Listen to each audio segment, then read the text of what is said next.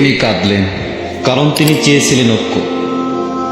গত ইসলামী আন্দোলন বাংলাদেশের মজলিসে শুরা মিটিংয়ে মোহতারাম আমির পীর সাহেব চরমোনাই লম্বা আলোচনা করলেন।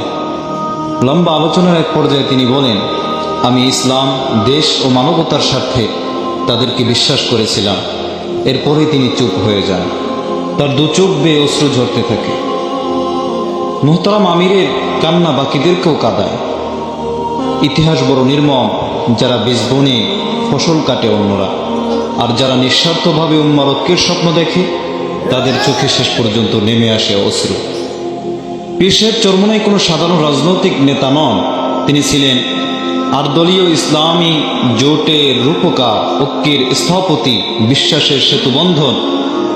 যে মানুষটি নিজের দল নয়, পুরো ইসলামী রাজনীতিকে সামনে রেখে এগিয়েছিলেন, আজ তাকেই পরিকল্পিতভাবে গুরুত্বহীন করে তোলা হলো। গত কয়েক মাসে কি হয়নি?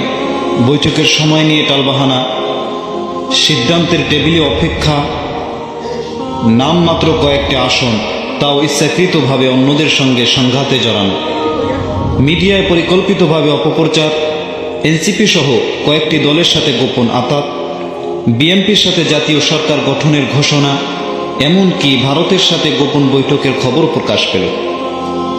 সবচেয়ে ভয়াবহ বিষয় কি জানেন? একটি ইসলামী দলের হাতি বারবার ইসলাম বিরোধী কার্যক্রমের ডাক জমতে থাকল।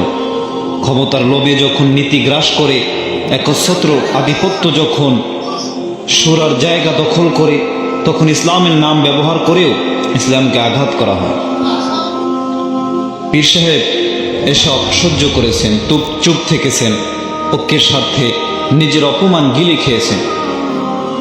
কিন্তু একটা সময় আসে যখন একজন আলেম, একজন দরদি নেতা, একজন অভিভাবক আর শক্ত থাকতে পারেন না। তিনি কাঁদলেন।